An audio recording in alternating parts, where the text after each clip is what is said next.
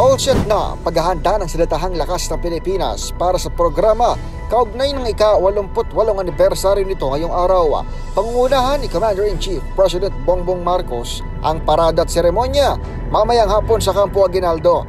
Ayon kay AFP Public Affairs Office Chief Colonel Cersas Trinidad, ibibida sa programa ang ilang bagong billing assets ng AFP kasama ng 2 FA-50 jets sa isang high-speed umanong opener at mga naval helicopter maging tangke ng Philippine Army.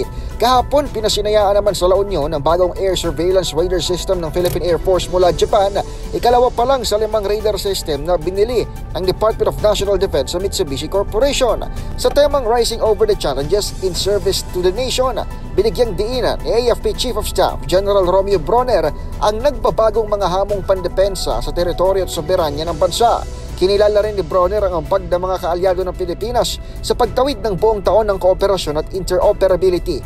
Matatandaan bukod sa Reciprocal Access Agreement na niluluto ng Japan at Pilipinas, maging ng Visiting Forces Agreement na pinag-aaralan naman kasama ang France, nagsagawang AFP ng Joint Maritime Patrol sa West Philippine Sea kasama ng Amerika at Australia. Our achievements are not solitary. They are a testament to our collaboration with our international friends, partners, and allies who think as one in unity, trust, and interoperability.